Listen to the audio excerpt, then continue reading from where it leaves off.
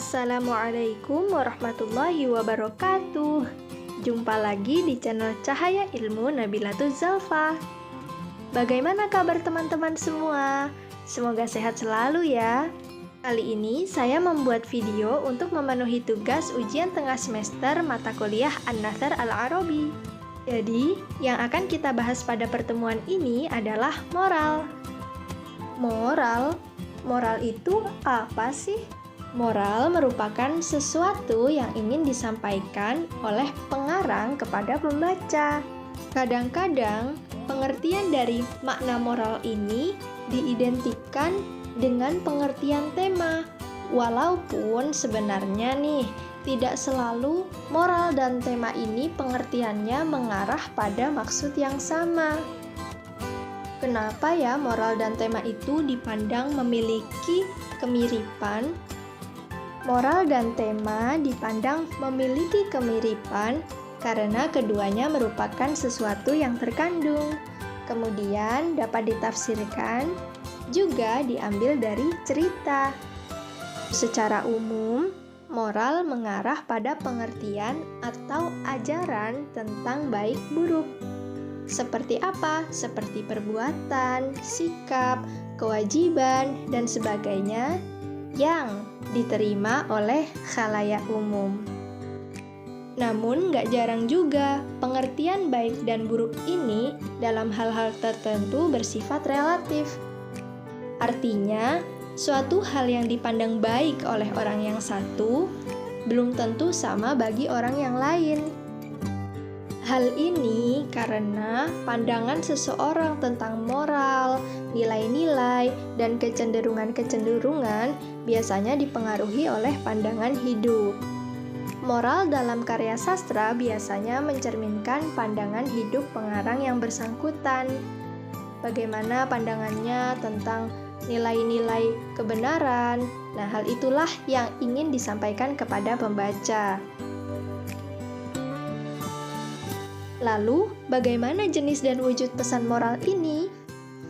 Jenis ajaran moral itu dapat mencakup masalah yang bisa dikatakan bersifat tidak terbatas. Jadi, jenis ajaran moral ini bersifat tidak terbatas ya, teman-teman. Dapat mencakup seluruh persoalan hidup dan kehidupan, seluruh persoalan yang menyangkut harkat dan martabat manusia, seperti itu. Secara garis besar, persoalan hidup dan kehidupan manusia dapat dibedakan ke dalam yakni persoalan hubungan manusia dengan diri sendiri, kemudian hubungan manusia dengan manusia lain dalam lingkup sosial, termasuk hubungannya dengan lingkungan alam, dan hubungan manusia dengan Tuhannya. Sekarang kita masuk ke pesan religius dan kritik sosial. Pesan moral yang berbentuk moral religius termasuk di dalamnya yang bersifat keagamaan dan kritik sosial banyak ditemukan dalam karya fiksi atau dalam genre sastra yang lain. Moral yang berbentuk moral religius dan kritik sosial merupakan lahan yang banyak memberikan inspirasi bagi para penulis, khususnya penulis sastra Indonesia modern nih. Kalau unsur religius dan keagamaan dalam sastra, itu ya setua keberadaan sastra itu sendiri. Bahkan sastra itu tumbuh dari sesuatu yang bersifat religius. Adapun pesan moral yang berbentuk kritik sosial, pada hampir semua novel di Indonesia sejak awal pertumbuhannya hingga dewasa ini bisa dikatakan mengandung unsur pesan kritik sosial walau dengan tingkat intensitas yang berbeda. Wujud kehidupan sosial yang dikritik dapat bermacam-macam seluas lingkup kehidupan sosial itu sendiri. Sastra yang mengandung pesan kritik atau bisa juga disebut sebagai sastra kritik, biasanya itu lahir di tengah masyarakat jika terjadi hal yang kurang beres dalam kehidupan sosial dari masyarakat tersebut. Lewat karangannya, pengarang akan memperjuangkan hal-hal yang diyakini kebenarannya. Jadi, hal-hal yang memang salah dan bertentangan dengan sifat-sifat kemanusiaan tidak akan ditutup-tutupi. Nah, kalau pengarang menerima paksaan-paksaan dari luar, padahal itu ia ketahui tidak benar, maka ia akan menghasilkan karya seni yang rendah. Jadi, menulis karya yang tidak didukung oleh unsur isi yang sesuai dengan keyakinan sendiri, atau penulis mengetahui bahwa itu palsu, maka itu adalah karya kosong. Itu juga berarti pengarang telah membohongi dirinya sendiri. Kalau tadi kita membahas jenis atau wujud pesan moral, sekarang kita membahas bentuk penyampaian pesan moral. Bentuk penyampaian pesan moral itu ada dua. Yang pertama, penyampaian secara langsung, kemudian yang kedua, penyampaian secara tidak langsung.